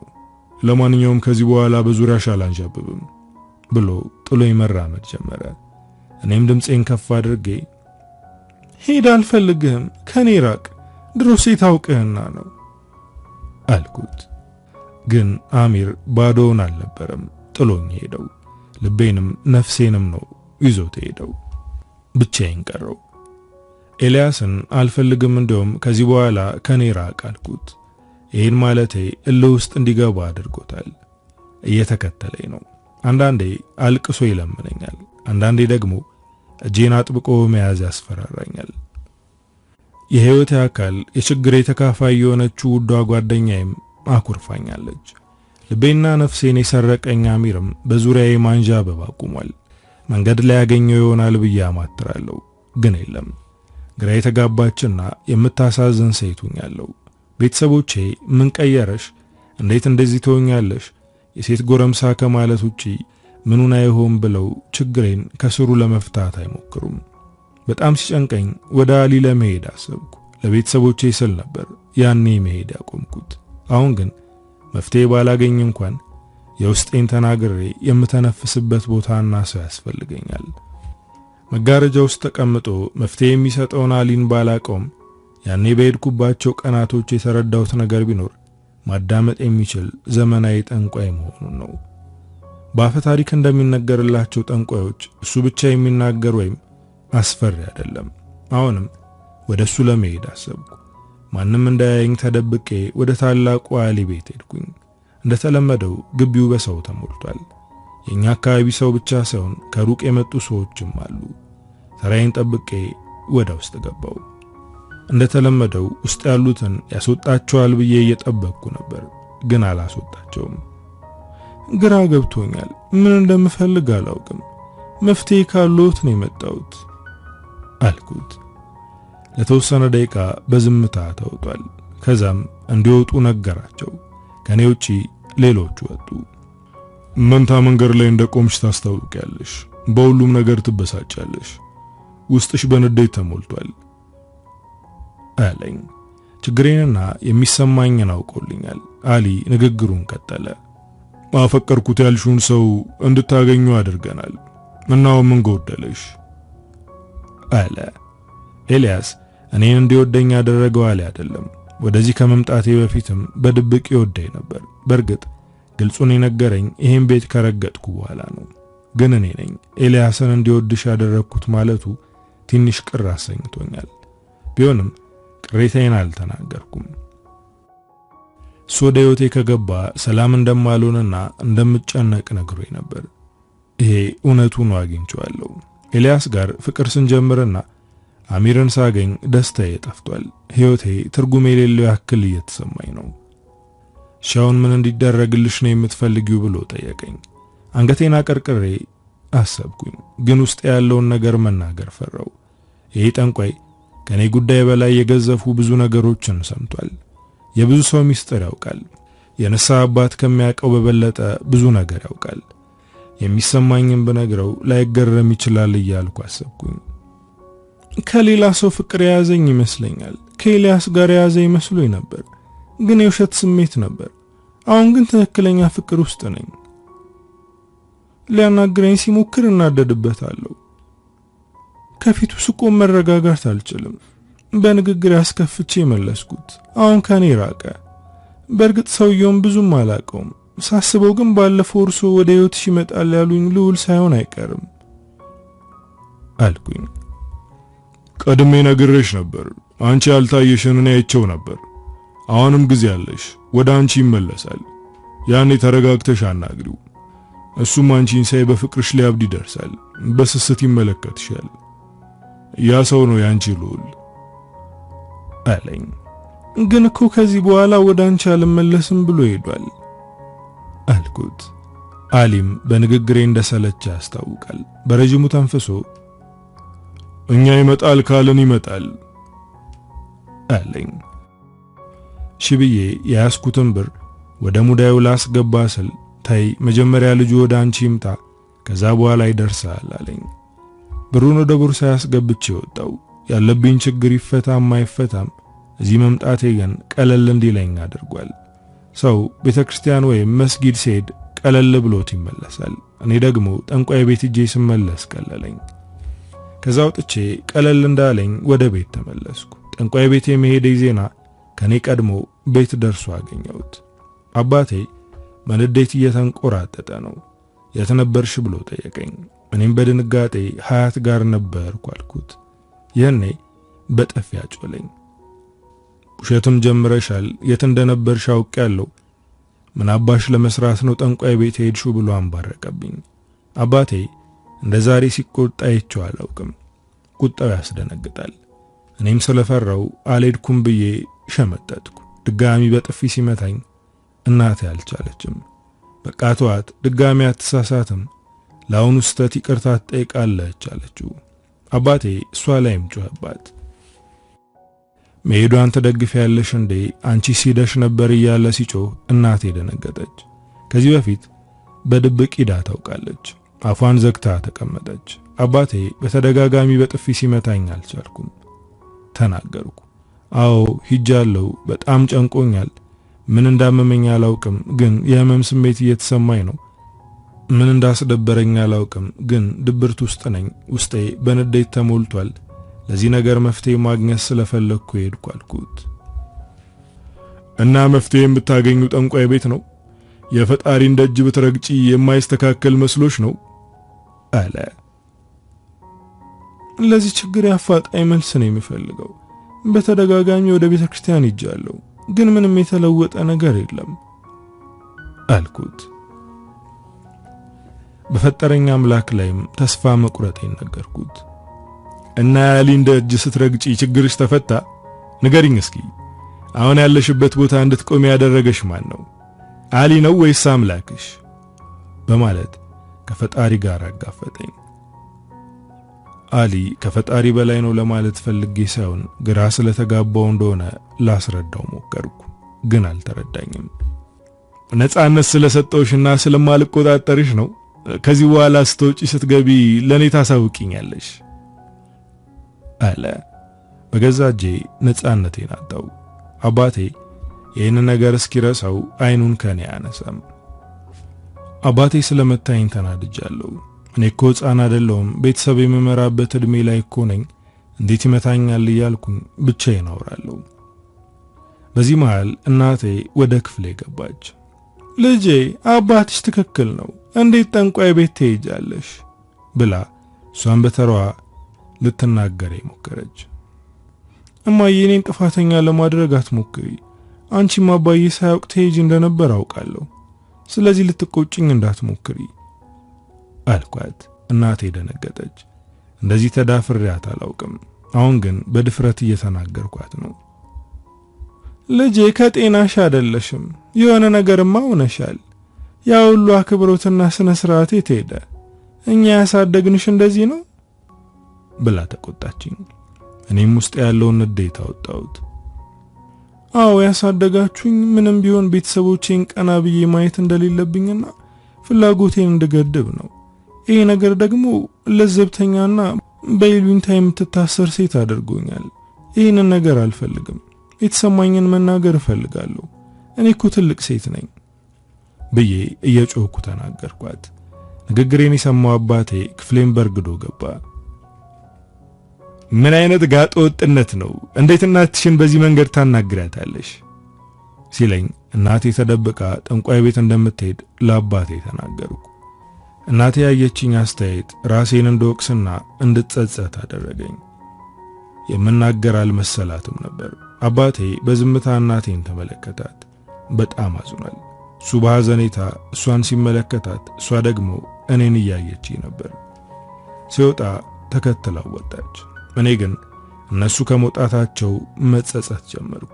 እንዴት እናትና አባቴን የሚያጣላ ነገር እናገራለሁ? የእናቴን ሚስጥር መናገር አልነበረብኝም እያልኩ እየተብሰለሰልኩ ነው። ከዛች ቀን በኋላ የራሴ ሰላም ብቻ ሳይሆን የቤተሰቤም ሰላም ደፈረሰ። አባትና እናቴ በሆነው ባልሆነው ይጨቃጨቃሉ። እንደወትሮው አብረን ማዕድ አንበላም። እንደ ቤተሰብ ሰብሰብ ብለን አንነጋገርም። ይህ ሁሉ የሆነው በእኔ ምክንያት ነው። በጸጸት ተሰቃየው። እነሱን ለማስማማት ብሞክርም አልቻልኩም። ምክንያቱም እናቴ እኔን መስማትም ሆነ ማናገር አትፈልግም። አባቴ እየጠጣ መምጣት ጀመረ። አሁን የራሴ ብቻ ሳይሆን የቤተሰቦቼም ችግር እያሳሰበኝ ነው። አንድ ቀን መንገድ ላይ አሚርን አገኘሁት። ሳይኝ መንገድ ለመቀየር ወደ ኋላ ዞረ። እኔም በፍጥነት ወደሱ በመሄድ አስቆምኩት። ስታይ መንገድ ልትቀይር ነው አልኩት። እሱም አንገቱን አቀርቅሮ መኪና ውስጥ የረሳሁት ነገር ስላለ እሱን ለማምጣት ነው የተመለስኩት ብሎ ማስተባበያ ሊሰጠኝ ሞከረ። እኔ ግን ገብቶኛል። ለተወሰነ ደቂቃ ሻይ ቡና እያልን እናውራ አልኩት። እሱም ባንዴ ተስማማ። ከአሚር ጋር ወደ ካፌ ስንገባ የሴቶቹ አይን እሱ ላይ አረፈ። በጣም ቆንጆ እንደሆነ ጥርጥር የለውም። ግን ደግሞ ነጭ ስለሆነ ከመልክና ከአቋሙ በላይ ኪሱን ይፈልጉታል። ፈረንጅ ሁሉ ሀብታም ይመስለናል። እነሱም እኔ ከሱ ጋር ያለሁት ገንዘብ ፈልጌ እንደሆነ እያሰቡ ነው። እኔ ግን ከአሚር ገንዘብ ፈልጌ ሳይሆን ፍቅር ይዞኝ ነው። እንደተቀመጥን እና ምን ልትነግሪኝ ነው? ባለፈው ውሻ አድርገሽ አባረርሽኝ። አሁን ደግሞ ሻይ ቡና እንበል እያልሽ ነው። ቆይ ችግርሽ ምንድነው? ለምንድነው የሚሰማሽን ነገር የማትናገሪው? አለ። ስላመናጨኩ በጣም ይቅርታ፣ ጥሩ ሁኔታ ላይ ስላልሆንኩ ነው አልኩት። እሱም ደንገጥ ብሎ ምን ነው የምረዳሽ ነገር አለ ብሎ ጠየቀኝ። አዎ ጓደኛዬ እንድትሆን እፈልጋለሁ። አሁን ጎኔ ማንም የለም። ጓደኛዬ የምላቸው ሁሉ ከኔ ርቀዋል አልኩት። እሺ ከጎንሽ እሆናለሁ። ምናልባትም እንደ ሀያት አይነት ጓደኛ ላልሆንሽ እችላለሁ፣ ግን ለመሆን እሞክራለሁ አለ። ከአሚር ጋር በዚህ መልኩ ጓደኝነት ጀመርኩ። አለ የተናገረው ነገር ጠብ አላለም። አሚር ወደ እኔ መጣ፣ ግን ኤልያስ ከኔ ሊርቅ አልቻለም። እየተከተለ በፍቅርሽ ላብድ ነው እያለኝ ነው። የእውነትም እያበደ ነው። ምክንያቱም የኛ ግቢ በር ማደር መዋል ከጀመረ ቀናቶች አለፉት። አባቴ በጸባይ አናግሮ እንዲሄድ ሊያደርገው ቢሞክርም አልቻለም። ቅድስት ለኔ እንድትሆን የምፈልገው እያለ ነው። ይሄ ነገር ቤተሰቦቹ ጋር ደረሰ። የአካባቢውም ሰው አወቀ። ኤልያስ አበደ የሚባል ወሬ ተሰራጨ። ጠንቋይ ቤት ስትመላለስ የነበረው እሱን ለማሳበድ ነው እየተባለ መወራት ጀመረ። እኔም ደጋግሜ ያናገርኩት፣ እባክህ ኤልያስ የሰው አፍ ውስጥ አታስገባኝ፣ እባክህ ተረዳኝ፣ እኔን ተወኝና አዲስ ህይወት ጀምር አልኩት። ከመጀመሪያው ለምን ከኔ ጋር ለመሆን ሞከርሽ? ለምን ሳምሽኝ? ለምን ሳቀፍሽኝ? አይኔን እያየሽ ወዳለው ብለሽ ነበር። እናው ምን አጠፋው አለ።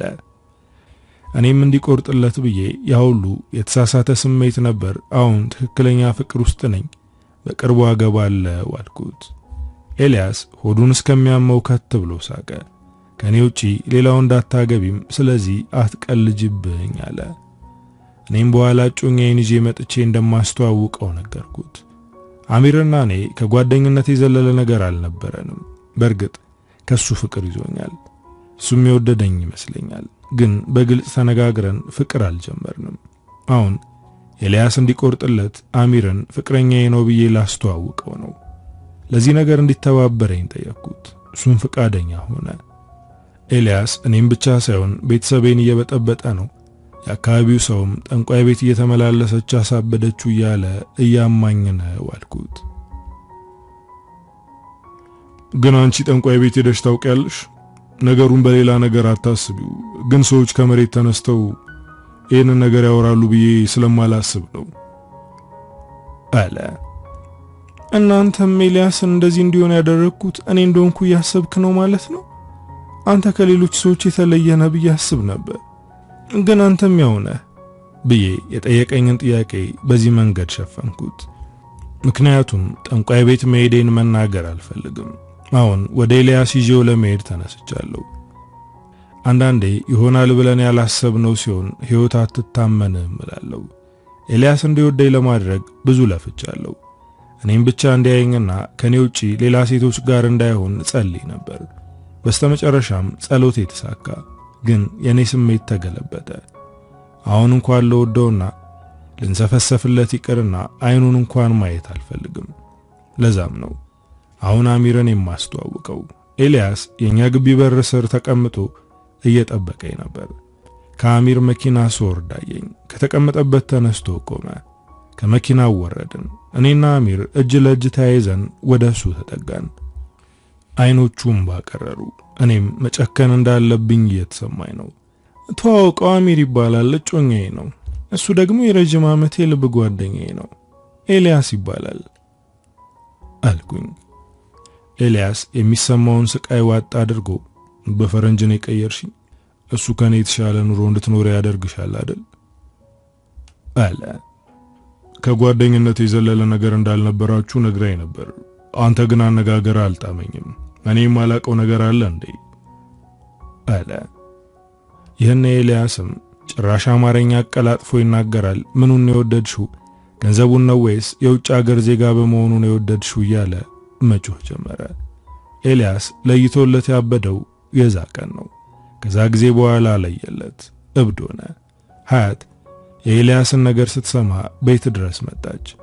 እናቴና አባቴ ምን ነው ጠፋሽ ልጄ ብለው ሲጠይቋት የሰርጓ ቀን እየቀረበ እንደሆነና ስላልተመቻት እንደሆነ ነገረቻቸው። ግን ሀያትን ያስጠፋት የሰርጓ ዝግጅት ሳይሆን ከኔ ጋር መጣላቷ ነው። እነሱን አናግራ ወደ ክፍሌ ገባች። በጣም ናፍቃኛለች። ግን ደግሞ እሷ ሰላም ካላለችኝ አልላትም። ይቅርታ ብትጠይቀኝ ራሱ በቀላሉ አላናግራትም እያልኩ ከራሴ ጋር እየታገልኩ ነው። ከልጅነታችን ጀምረን አብረን አድገናል። ያንቺ የሆነ ነገር ሁሉ አውቃለሁ፣ አንቺም ታውቂያለሽ። የምታስቢውንና ልብሽ ውስጥ ያለውን በሙሉ አውቃለሁ ብዬ አስብ ነበር። ግን ተሳስቻለሁ። አንቺን አላውቅሽም። እንደ ስስት የምትቀያየር ሴት ነሽ በማለት ስድብ የተቀላቀለበት ንግግር ተናገረችኝ። እንደዚህ መናገሩ አበሳጨኝ። የመጣችው አልቻልኩም ናፈቅሽኝ ብላ ይቅርታ ጠይቃ ልትታረቀኝ መስሎኝ ነበር። ግን አይደለም። የመጣችው ልትናገረኝ ነው። ምን አድርጌሽ ነው እንደዚህ አይነት ነገር የምትናገሪው ብዬ ጠየቅኳት። ኤልያስን ወደድኩት፣ አበድኩ፣ ከነፍኩ ስትይ ነበር። እኔም እውነት መስሎኝ ተባበርኩሽ። የተዳፈነውን ኤልያስ ፍቅር ቀስቅሰሽ አሳበድሽው። እሱንስ ታዩ፣ እናቱ ግን አያሳዝኑሽም ብላ ለኤልያስ ወግና ተናገረችኝ። ስለ ኤልያስ አይመለከተኝም። የመጣሽው ለሱ ድምጽ ለመሆን ከሆነ ቅሬታሽን ውድቅ አድርጌዋለሁ አልኳት። ሀያት ሲቃ እየተናነቃት ነው። እባክሽ ሳይበስበት የሆነ ነገር አድርጊ። ወደ እብደት ጎዳና እየተራመደ ነው። እሱን መመለስና ማዳን የምትችይው አንቺ ብቻ ነሽ አለችኝ። እኔ ምንም ማድረግ አልችልም። ሲጀመር አውቆም ሊሆን ይችላል ስላት በትዝብት ነበር የተመለከተችኝ። ልቤ ደንድኗል። እንኳን እሷ እኔ ራሱ በራሴ ሁኔታ ተገርሜያለሁ። እንደዚህ አይነት ሴት መሆንሽን አላወቅኩም። ጨካኝ እንደሆንሽ አላውቅም ነበር። ያንቺ አይነት ሴት ጋር ጓደኛውኝ በመኖሬ ተጸጽቻለሁ ብላ ወጣ ሄደች። ኤልያስ ያበደው እኔ አሊ ጋር እጄ ስላሰራውበት እንደሆነ ሁሉም ሰው ያወራ ነው።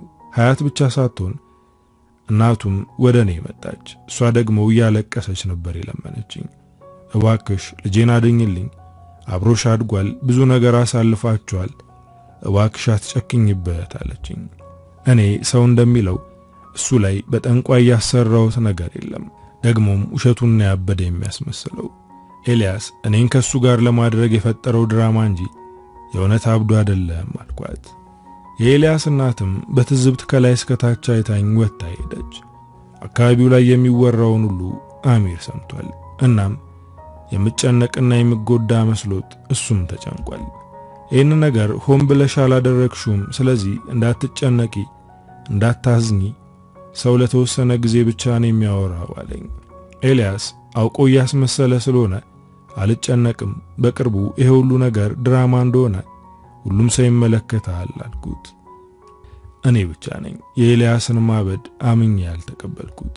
ማበዱ ድራማ ከመምሰልም በላይ ከዚህ ቅድ በስተጀርባ ሀያት ያለች እየመሰለኝ ነው። የገዛ ጓደኞቼ የሰው አፍ ውስጥ እንድገባ አደረጉኝ እያልኩኝ እየወቀስኳቸው ነው። አሚር ግን ታይ ሀያት አንቺ ላይ እንደዚህ አይነት ነገር አታደርግም እያለ ነው። ጭራሽ ለሷ ሲያግዝ ተናደድኩ። ከሷ ጋር ግንኙነት ካለ ለምን በግልጽ አትናገርም? ምናልባት እኔ እንደዚህ እየጎዳችኝ ያለችው ካንተ ጋር ስለተቀራረብኩ ይሆናል አልኩት። እንድረጋጋ እጄን ያዘኝ። ተይ እንደዚህ አትሁኚ፣ ውስጥሽ ባለው ያልተረጋጋና የተደበላለቀ ስሜት ምክንያት ራስሽንም በዙሪያሽ ያለውንም ሰው እያቃጠልሽ ነው። ስለዚህ ተረጋጊ አለኝ። መጀመሪያ ላይ ኤልያስን አቃጠልኩ። ከዛም እናትና አባቴን እኔ ባስነሳሁት ሰዓት እንዲቀጣጠሉ አደረኳቸው። ሀያትም እንደ ጎዷት ነው። አሁን ደግሞ አሚርን ለማቃጠል እየሞከርኩ ነው። የሚወዱኝን ሰዎች መጉዳቴን ቀጥያለሁ። ከዚህ ነገር ምን እንደሚፈውሰኝ አላውቅም። በጣም ተጨንቄያለሁ። ይሄ ሁሉ የሆነው ጠንቋይ ቤት መሄድ ከጀመርኩ ጀምሮ ነው በማለት ድንገት ካፌ አመለጠኝ። ጠንቋይ ቤት እንዳልሄድሽ ነግረሽ ነበር ይለኛል ብዬ ፈራው። በድንጋጤ እጄን እያፋተኩ ነው። አይዞሽ አትደንግጪ። እዚህ አካባቢ የሚኖር ሰው አብዛኛው የአሊን ደጅ ረግጧል። ስለዚህ ምንም የሚያስደነግጥ ነገር አይደለም። ዋናው ሰው ላይ ያደረግሽው ነገር አለመኖሩ ነው አለ። ጠንቋይ ቤት መሄዴን ብነግረውም ኤልያስም ላይ ሆነ ሌላ ሰው ላይ ያደረግኩት መጥፎ ነገር እንደሌለ አምኖኛል። አይኖቼን እያቅለሰለስኩ አየዋለሁ። እሱም እያየኝ ነው። እንደዚህ መታየታችን ለኔ ጥሩ ሆኖ አገኘሁት። ውስጤ ሲረጋጋ እየተሰማኝ ነው። እየተረጋጋው እንደሆነ ቢሰማኝም ግን ከንፈሩን ከከንፈር ያገናኘሁት። አሚርና እኔ እየተሳሳምን ነበር። ደንግጬ የተነሳው ምን ነው ብሎ ጠየቀኝ። ወደ ቤት መሄድ እፈልጋለሁ አልኩት። እሱ ግን እንደሄድ አልፈቀደልኝም። እጄን ይዞ እንድቀመጥ አደረገኝ። ከፍቅር ስሜት ማምለጥ አትችይም። አሁን ወደ ቤት መሄድ ፈልገሽ ሳይሆን ፍቅር ውስጥ ጠልቀሽ መግባትሽን ማመን ስላልፈለግሽ እያመለጥሽ ነው። እኛ እኮ ትላልቅ ሰዎች ነን። ቁጭ ብለን መነጋገር አለብን አለኝ። ይህንን የደስታ ስሜት ብቻዬን ሳይሆን ከጓደኛዬ ሀያት ጋር ብጋራው ደስ ይለኝ ነበር፣ ግን አልሆነም። ምክንያቱም እሷ እኔን አለመረዳቷና ማኩረፏ ሳያንስ ከኤልያስ ጋር ተባብራ የሆቴል ልትበጠብጠው እየሞከረች ነው። ይሄ ሁሉ የሆነው በአሊ ምክንያት ነው። አሁን እሱ እንዳገዘኝ አምኛለሁ። ጠንቋይ ምንም አያውቅም የሚለውን እምነቴን አስወግጃለሁ። አሊን የእውነትም አከበርኩት።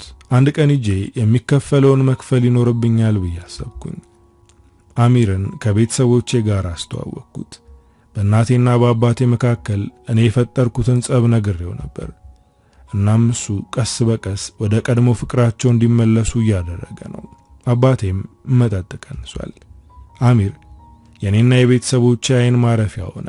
አባቴ ደግሞ ለምን ጊዜ ታጠፋላችሁ፣ ተጋቡና የልጅ ልጅ አሳዩን እያለ ነው። አሚር ትንሽ ጠብቁኝ ስላለ በሐሳቡ ተስማምተናል። አሁን ሰላም እየተሰማኝ ነው። ሀያትን እንዳስቀየምኳት ስለገባኝ ይቅርታ ልጠይቃት አስቤያለሁ። አንድ ምሽት ላይ ኤልያስ መልእክት ላከልኝ።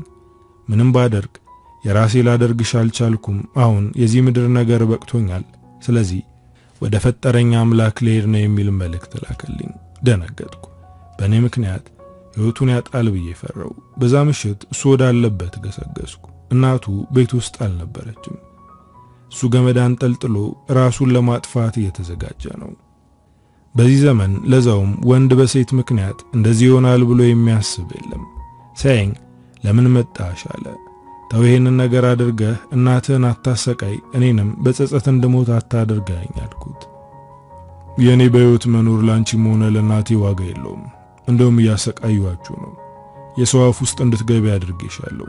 እናቴንም ሰርቼ ከማገዝ ይልቅ በእኔ ምክንያት እንድትሰቃይ ያደረኳት አለ በእንባ ታጅቦ። እኔም ወደሱ ቀረብ ብዬ እንደሱ አትበል፣ አንተን እኮ ከልጅነት ጀምሮ አውቃለሁ፣ በጣም ጠንካራው እንደነህ አልኩት። አይኖቼን ተመስጦ እያየ ነበር። እኔም እሱን ለማሳመንና ወደ ራሱ እንዲመለስ የሚያደርግ ነገር እየተናገርኩ ነበር። ድንገት ከንፈሬን ሳመኝ። ወደ ኋላ ገፋሁት። ግን ድጋሚ ወደኔ መጥቶ እጄን አጥብቆ ያዘኝ። በኋላ የሚቆጭህን ነገር አታድርግ። እሱ ግን አላረፈም። እጄን ጠምዝዞ አልጋው ላይ አስተኛኝ። ኤልያስን የማላቀው ያክል እየተሰማኝ ነው። እባክህ እያልኩ መለመኔን ቀጠልኩ። ሊያቆም አልቻለም። በአንድ እጁ እጄን ካልጋው ጋር አጣብቆ ያዘኝ፣ በሌላኛው እጁ ደግሞ ቀበቶውን መፍታት ጀመረ። እያለቀስኩ ለመንኩት፣ ለመጮህም ሞከርኩ፣ ግን አልሆነም። በዚህ ሰዓት ደርሶ የሚያድነኝ ሰው እንዲመጣ እየተማጸንኩ ነው። ኤልያስ ለዓመታት የታመነውን ያክል በሰከንድ እምነቱን ተነጠቀ። ምንም ቢናደድና ክፉ ቢሆን እንደዚህ ያደርጋል ብዬ አላሰብኩም ነበር። ከራሱ ጋር እየታገለ እንደሆነ ያስታውቃል። በጭንቀት ላቡ በግንባሩ እየተንቆረቆረ ነው። አንተ እንደዚህ የምታደርገው እንዳደለህም እባክህ ወደ ራስ ተመለስ አልኩት። እሱ ግን ይባስልህ ተጋባ። የፈራሁትን ነገር አደረገ። እኔም ራሴን መከላከል አልቻልኩም። የሆነው ሁሉ ሆኖ ወደ ቤት ተመለስኩ። ኤልያስ ያለ ፍላጎቴ ምንም ነገር አያደርግም ብዬ አስብ ነበር። አሁን ግን ያለ ፍላጎቴ ልብሴን ገልጦ ሴትነቴን ቀመሰ። ቤት ስገባ እያለቀስኩ ነበር። ማንም እንዳያየኝ አልፈለኩም። ገብቼ ሻወር ወስጄ ተኛው። ህልምም ሆነ ቅዠት የሌለው እንቅልፍ ነበር ያዘኝ። ጠዋት በሬ በኃይል ሲከፈት ደንግጬ ተነሳው።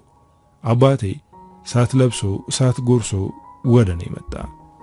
አንቺ ባለጌ በኖርኩበት ሀገር አዋረድሽኝ እያለ እየተናገረ ነው። በድንጋጤ ፈዘዝኩ። የተፈጠረውን ማወቅ አልቻልኩም። አባዬ ምን ሰምተህ ነው? ጠንቋይ ቤት እንደሆነ ሂጄ አላውቅም አልኩት። አባቴ ስልኩን አውጥቶ ቪዲዮ አሳየኝ። ቪዲዮውን አይቼ ራሴን መቆጣጠር አልቻልኩም። እዛው ባለውበት ራሴን ሳትኩኝ። ከደቂቃዎች በኋላ አይኔን ስገልጥ እዛው በወደኩበት ነኝ። እስከምነቃ አባቴና እናቴ እንዲሁም ወንድሞቼ እየጠበቁኝ ነበር። በሚወድሽ ሰው ላይ መባለግሽ ሳያንስ ይውልኝ ብለሽ በቪዲዮ ቀርጸሽ አደባባይ ላይ አወጣሽው አለኝ። ኤልያስ ያለ ፍላጎት ያስገድዶኝ ነው ብዬ አጥብቆ ያዘኝን እጄን አሳየዋቸው። ከሱ ጋር ስታገል የተጎዳሁትን ሁሉ አሳየው፣ ግን ማናቸውም አላመኑኝም። አባቴ የሌሊት ልብሴን እንኳን ሳልቀይር ከቤት አስወጣኝ። በር ላይ ቁሜ በሩን እያንኳኳው እንዲረዱ ይለመንኳቸው፣ ግን ማናቸውም ሊራሩልኝ አልቻሉም። እድሌን አማረርኩ። ይህንን ነገር ኤልያስ ብቻ አይደለም ያደረገው። ተደብቆ ሲቀርጽ የነበረው ማን ነው? በእርግጠኝነት ሀያት ናት አልኩኝ። እንደዛ አብድ መስዬ ወደ ሀያት ቤት ሄድኩኝ። ወደ ውስጥ ገባ ወንድሞቿና እናቷ በንቀት እየተመለከቱኝ ነው። ሀያት አልጋ ላይ ተኝታለች። ሰውነቷ አልቋል፣ ፊቷም ወይዋል። ስታየኝ ፈገግ አለች። አይኖቿ ሰው እንደናፈቃት ያስታውቃሉ። የመጣሁት መታመሟን ሰምቼ ልጠይቃት መስሏት ነው። እኔ ግን ተናድጄ ነበር። ይህን ሁሉ ያደረግሽው አንቺ ነሽ፣ በእኔ ትቀኛለሽ፣ ሕይወቴን አመሰቃቀልሽው ብዬ ጮኩባት። ወንድሟ እጄን ይዞ ሊያስወጣኝ እየሞከረ ነው። እኔ አንቺ ላይ ያደረግኩት ነገር የለም፣ እንደምታይኝ አልጋ ላይ ነኝ፣ በጣም ታምሜያለሁ አለችኝ። እኔ ግን ይሄ ነገር ድራማ እየመሰለኝ ነው። ኤልያስም ያበደ መስሎኝ ነበር። በስተመጨረሻ ግን እኔን ጎዳኝ። አላምንሽም፣ አንቺ ሕይወቴን አመሰቃቅለሻል፣ የማትረቢ ሰው ነሽ፣ የማትታመኝ ከሃዲ ጓደኛ ነሽ አልኳት። ሀያት ስቅስቅ ብላ ለቀሰች። እንቧ ያዞንባ እንደሆነ ደጋግሜ ነገርኳት። ወንድሟ እጄን እየጎተተ አስወጣኝ። ቪዲዮውን አሚር እንደሚያየው እርግጠኛ ነኝ። እሱም ማስረዳት አለብኝ። ደወልኩለት፣ እሱ ግን አያነሳም። የሌሊት ልብስ እንደለበስኩ መንገድ ለመንገድ እየተንቀዋለልኩ ነው። መንገድ ላይ የሚያዩኝ ሰዎች እያንሾካሾኩ ያወራሉ። አንዳንዶቹ በንቀት ምራቃቸውን ተፍተውብኝ ይሄዳሉ። ወደ ኤልያስ ቤት ሄድኩኝ። የሄድኩት እሱን አንቄ ለመግደል ነበር፣ ግን የለም፣ ቤቱ ዝግ ነው። በድንጋይ የቤታቸውን መስታወት አረገፍኩት። ጎረቤቶቻቸው ሊያስቆሙኝ ቢሞክሩም አላቆምኩም። ሰባብሬ ተመለስኩ። እግሬ ወደ አሊ ቤት አመራ። ሲሄድ ግቢ ውስጥ ወረፋ ሲጠብቁ የነበሩ ሰዎች ወደ እኔ እየጠቆሙ ያወራሉ። እንደ እብድ አደረገኝ። እጄ ላይ ያለውን ጠባሳ እያሳየው እኔ ፈልጌ ያደረግኩት ነገር የለም፣ አስገድዶኝ ነው፣ ለምን አትረዱኝም እያልኩ ጮኩኝ። አስተባባሪው ከግቢ ውጪ ያለኝ፣ እኔ ግን አልወጣውም። ቀጥ ብዬ ወደ ውስጥ ገባው። ይሄ ሁሉ የሆነው ባንተ ምክንያት ነው። አንተ ጋር ከመጣው ጊዜ ጀምሮ ነው ህይወቴ የተበላሸው። ስለዚህ ወደ ነበርኩበት መልሰኝ፣ ህይወቴን አስተካክል ብዬ ጮኩበት። ይህኔ መጋረጃው ተገለጠ። ውስጥ የተቀመጠውን ታላቁን አሊ ሳይ ደርቄ ቆምኩኝ። መጋረጃ ውስጥ ያለው አሚር ነበር። በእኔና በሌሎች ሰዎች ሲቀልድ የነበረውና የድሆችን ገንዘብ ሲገፈግፍ የነበረው የኔው ፍቅረኛ አሚር ነው። አባቴ ተው ብሎኝ ነበር። አንቺ ባለጌ ሴት መሆንሽን ነግሮኝ ነበር፣ ግን እኔ አልሰማሁትም አለ።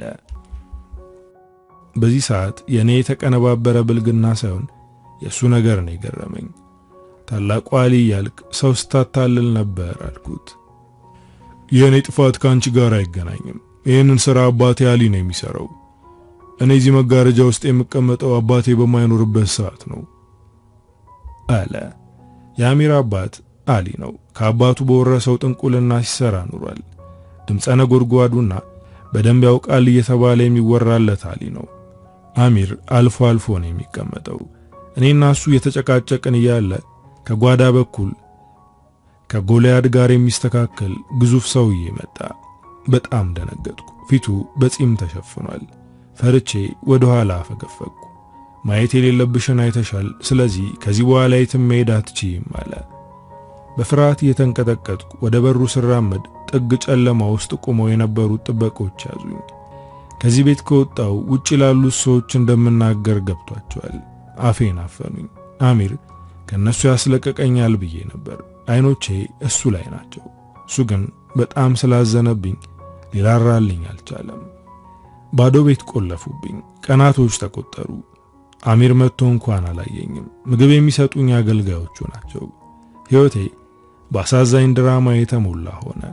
አሁን ጓደኛ፣ ቤተሰብም ሆነ የሚወደኝ ሰው የለም። እንኳን ሌላ ሰው እኔ ራሴን ጠልቼዋለሁ። ከምንም በላይ ያስፈራኝ ነገር ራሴን መጥላቴ ነው። ሰው በሰዎች ይጠላል፣ ከማህበረሰቡም ሊገለል ይችላል። ዓለም ፊቷን አዙራ ትገፋዋለች። ግን በዚህ ሁሉ ምክንያት ተስፋ ላይ ቆርጥ ይችላል። ራሱን ጠላ ወይም ከራሱ ጋር ተጣላ ማለት ሁሉም ነገር አከተመ ማለት ነው። እንደዛ እንዳይሆን እፈራለሁ። በሩ ሲከፈት ቀና ብያየው። ወደ ውስጥ የገባው አሚር ነው። ፊት ለፊቴ ተቀመጠ። አባትህ ግደላት ብሎ ነው? በል ትእዛዝህን ፈጽም አልኩት። ከተወለድኩ ጀምሮ የአባቴ እስረኛ ነበርኩ። አባቴ አንተ የኔ ወራሽ ነህ እያለ የጥንቆላ ስራውን እያለማመደኝ ነው። ግን አንቺን ሳውቅሽ አባቴን ረሳው አለ። አነጋገሩ በሐዘን የተሞላ ነበር። አሚር በአባቱ የታሰረ የሚያሳዝን ሰው ነው። እኔ ጋር ሲሆን ደስታን ማየት ቻለ። በሕይወት ጭላንጭል ተስፋ ታየው። ግን አሁን እሱን ነገር አጣው። ከሱ ጋር ደስተኛ እንደነበርኩና ውስጥ የታምቆ የነበረውን ንዴትና ብስጭት በሱ ምክንያት ጠፍቶ እንደነበር ነገርኩት። ግን አሁን አንተም እንደሌሎቹ አልተረዳኸኝም አልኩት። ስልኩን አውጥቶ ቪዲዮውን እንዳያደረገኝ። እየቀለድሽብኝ ነበር አለ። እኔ ግን ኤልያስ ያደረገኝን ነገር ነገርኩት። ሊሰማኝ አልቻለም። አሁን ሁሉም ነገር ሆኗል። የመጣሁት በዚህ ጉዳይ ላይ ልንነጋገር ሳይሆን ከዚህ እንድታመልጪ ላግዝሽ ነው።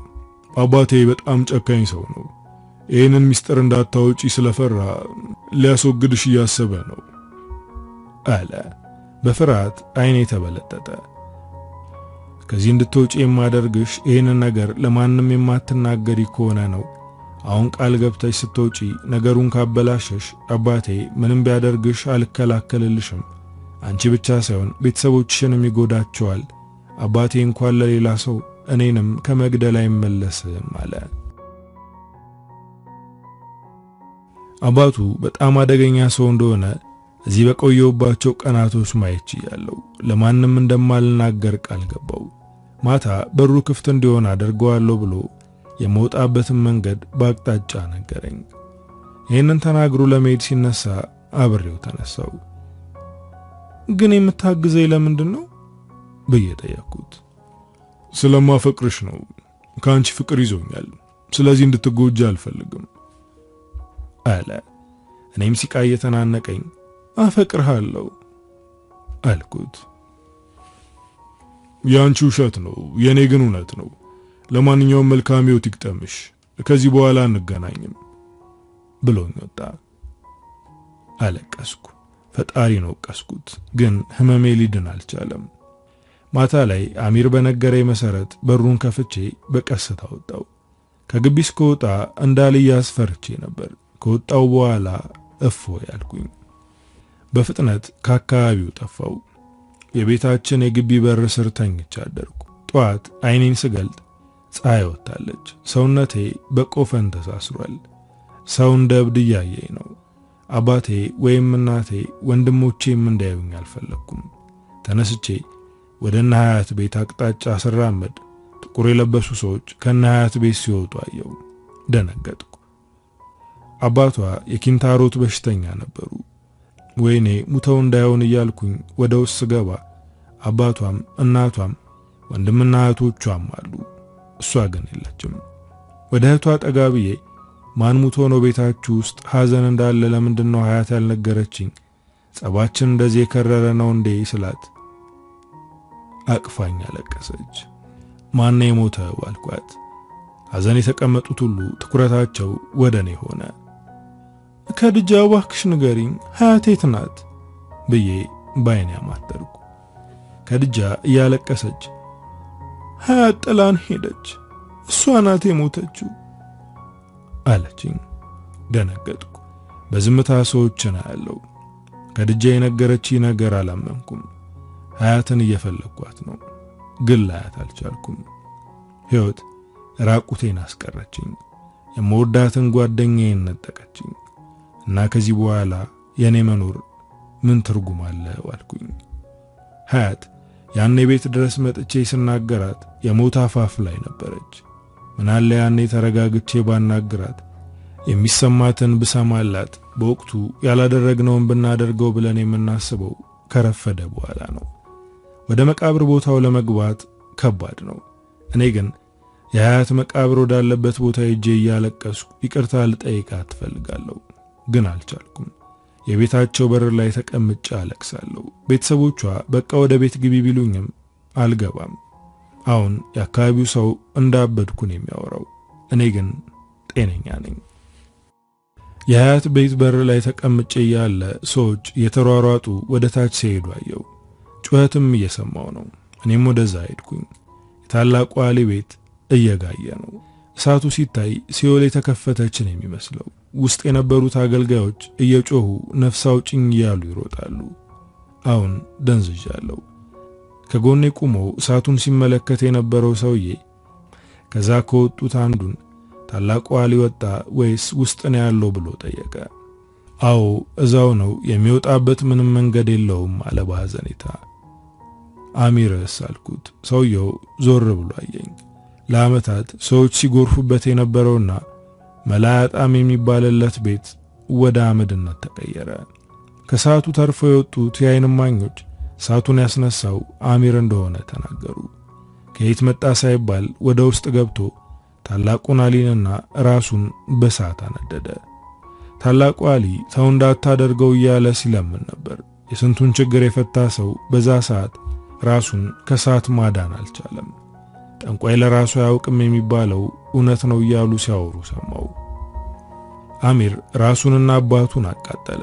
ሀያትም የለችም። ኤልያስም እኔን ጉድ ካደረገ በኋላ ቤተሰቡን ይዞ ከዚያ አካባቢ ለቋል። አሁን እዚያ ያለሁት እኔ ነኝ። እኔም ጎዳና ወጥቻለሁ። ፀሐይ ላይ ቁጭ ብዬ በስንጥር እንጨት መሬቱን እየቆፈርኩ ነበር። እንባዬ ያለ ገደብ ይፈሳል። አባቴ መጥቶ ከጎኔ ተቀመጠ። ቀና ብዬ አየሁት። አይኖቼ በእንባ ሞልተዋል። ከዚህ በላይ መሰቃየት ይበቃል፣ በእጄን ያዢኝ ብሎ ዘረጋልኝ። በዚህ ሰዓት ይህንን መዳፍ ነበር የምፈልገው። እንደፈለኩትም ተዘረጋልኝ። የአባቴን እጅ ያዝኩኝ። ወደ ቤትም ተመለስኩ። ቤተሰቦቼ ካለውበቱ ጥንቅጥ እንደወጣ እያገዙኝ ነው። ለወራት ጸበል ውስጥ ነበርኩ። ለረጅም ጊዜ የተደገፍኩበትን አምላክ ንቄ ጠንቋይ ቤት ተመላለስኩ። የምወዳቸውን ሰዎች አጣው። በስቃይ ደከምኩ። ግን ተመልሼ ቤቱ ስገባ ተረጋጋው። አንዳንዴ ለራሱ የማያውቀውን ሰው እንደገፋለን፣ ግን ይጥለናል። አበቃው። ከፊያሜታ አምሃ።